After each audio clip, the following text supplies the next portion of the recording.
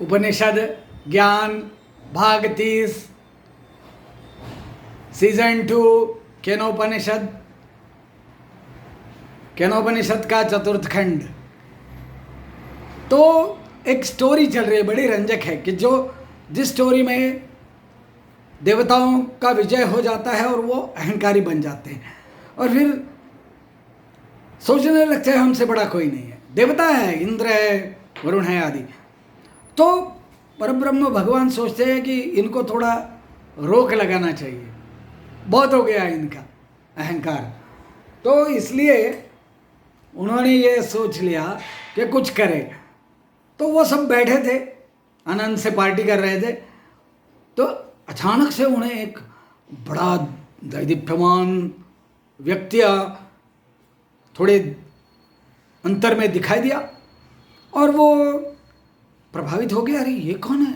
Attractive था व्यक्ति, वो प्रभावी था। तो इंद्र ने और बाकी देवताओं ने बताने के कारण 3 देवता वहाँ तक गई। उसके आगे किसी का कुछ नहीं चला, उनका अहंकार टूटा गया और उमा ने आके बताया कि वो यक्ष परब्रह्म ही था और वो आपको कुछ सिखाने आया था। यहाँ तक हो गया तृतीय खंड। अब चतुर्थ खंड में जा रहे हैं। उमा ने कहा यह यक्ष ब्रह्मा था, जो विजय है, जो महिमा है ब्रह्म की है, तुम्हारी नहीं। ये भली बात ही समझ लो।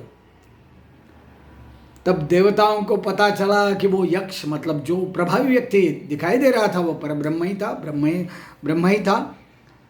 तो अग्नि, वायु, इंद्र अन्य देवताओं के अपेक्षा बढ़े चढ़े हैं। इसलिए बढ़े चढ़े हैं क्योंकि इन्होंने मानो छूकर अत्यंत समीप से सबसे प्रथम जाना कि यह जो हमारे सामने था वो ब्रह्म है। मतलब उन देवताओं में वो प्रधान थे, लेकिन अहंकारी होना नहीं है। इंद्र तो अग्नि तथा वायु की अपेक्षा भी बढ़ा चढ़ा है, ये तो हम मानते हैं। उसने अहंकार नहीं करना। कितनी बातें एंटागोनिस्टिकली रखना है लाइफ में, मैंने पीछे एक बार बताया दिया था। कोई पूछेगा तो फिर से बता दूंगा। थोड़ा इंटरेक्शन भी होना चाहिए ना, आप भी बोलिए थोड़ा। लाइक्स तो आते हैं, कमेंट नहीं आते हैं ज़्यादातर।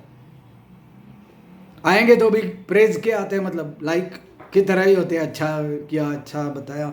एक वहिनी है मेरी, विद्याताई महाजन, उन्होंने बहुत सराहा है। वो बहुत अच्छे से देख रही है हर एक पार्ट और वो करती है उसका एनालिसिस भी।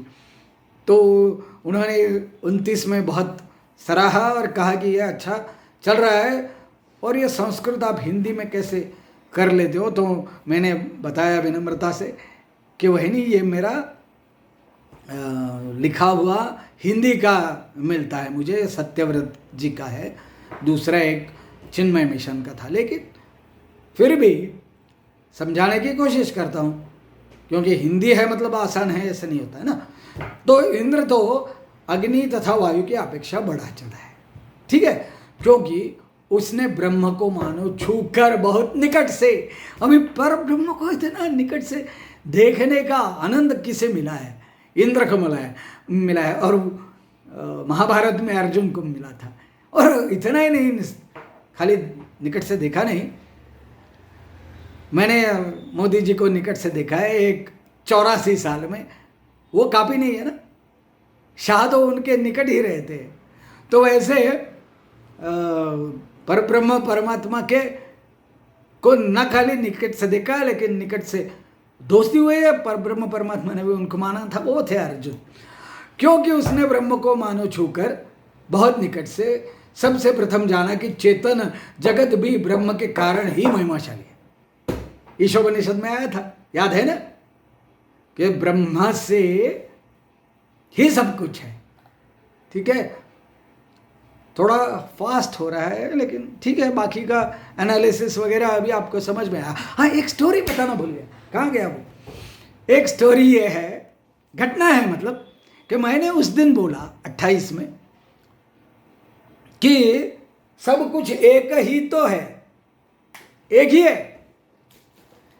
ये पूरा उपनिषद एक दो वाक्यों में खत्म हो जाता है। पंच महावाक्य भी बोले हैं, लेकिन उसमें भी एक है, बाकी तो उसका उपब्रह्मण रहता है और मानव ने कैसे बर्ताव करना है। पुराण जो है उनका व्यास के 2 वचन में आ जाता है स्टोरी। पुराण में आता है अष्टादश पुराणेषु व्यासस्य वचनद्वयम् परोपकारः पुण्याय पापाय परपीडनम्। सब पुराण 2 में आते हैं कि दूसरे को तकलीफ दोगे तो पाप है, मतलब गलत है, और दूसरे को आनंद दोगे, खुश रहोगे तो पुण्य है। तो इसमें पूरा समेट गया। वो नीति शतक भी हमें था, संस्कृत सीखते थे तो वैसा नीति नियम का पुराण में थोड़ा भक्तिभाव का बहुत है, लेकिन नीति नियम का भी है। तो ये 2 वाक्यों में सिमट जाता है। वैसे उपनिषद का एक वाक्य में निपट जाता है, ब्रह्म सत्यम जगन मिथ्या, है ना। तो स्टोरी ये हो गई, 6 मिनट हुए हैं अभी टाइम है। स्टोरी ये हुई कि मैंने ये बताया 28 में, और स्वामी विवेकानंद का जो मेरा चल रहा था बुक पढ़ना, तो उसमें एक स्टोरी आई कि स्वामी जी फ्लोरिडा में एक अच्छी तरह जगह है, वहाँ पर अपना क्लासेस ले रहे थे। तो एक डॉक्टर साहब थे, हर एक क्लास के बाद वो आते थे, और जो मैंने बोला ना वही वो बोलते थे स्वामी विवेकानंद से डायरेक्टली। कितना आनंद का माहौल होगा, ये किसी ने लिख के रखा, हमारे तक पहुंचता है। तो डॉक्टर साहब बोलते थे, लेकिन स्वामी जी ये तो सब ठीक है, आपने घंटा 2 घंटा बात किया, लेकिन after all it comes to only the thing that परब्रह्म ही सत्य है, बाकी कुछ है ही नहीं, ब्रह्म सत्यम जगन मिथ्या, इस पे ही आता है। तो हर एक लेक्चर के बाद वो बोलते थे जो हमने बोला था, इसलिए मैंने आज खास करके बता दिया। तो बाकी क्लासेस तो चलती रहेगी, ये तो बड़ा इम्पोर्टेंट है।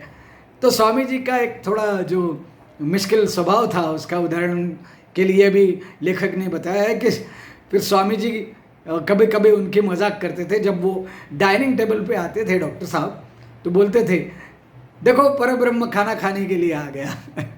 तो इस प्रकार से वो एक स्टोरी आई है, और हमारे 28 के इसमें वो संदर्भ में आती है, इसलिए बता दिया। तो उस ब्रह्म का आदेश, उसका बखान तो ऐसे ही है जैसे विद्युत चमकती है और छिप जाती है।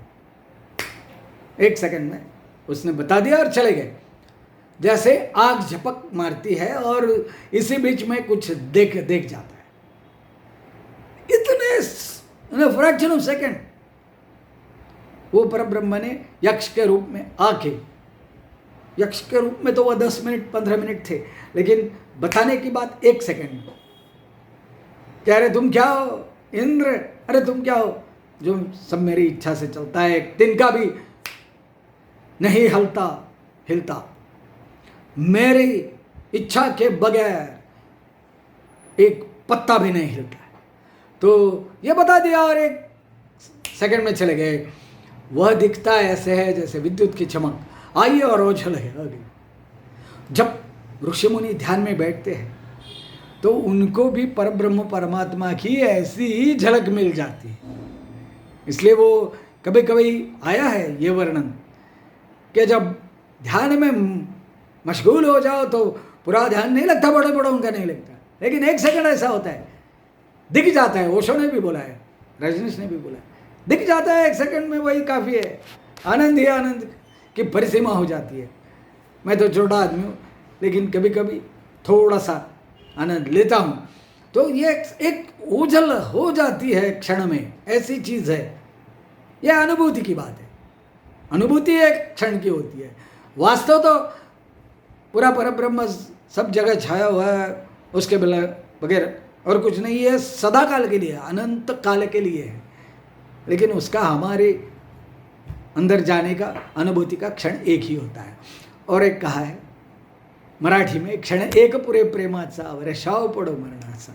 एक क्षण प्रेम मिल जाए तो बाकी कितने भी मृत्यु आ जाए मुझे कोई दुख नहीं, ये कवि कहता है। तो किसका प्रेम के बारे में बोलता है मुझे अभी याद नहीं है, मालूम भी नहीं है, लेकिन हम कह सकते हैं कि कृष्ण का एक क्षण का भी प्रेम मिल जाए, गोपी की यहाँ कहती थी, तो हम खुश हैं, ये कहती थी। तो चौथा श्लोक खत्म होने के लिए थोड़ा टाइम लग जाएगा, ठीक है, देख लेते कैसे होता है।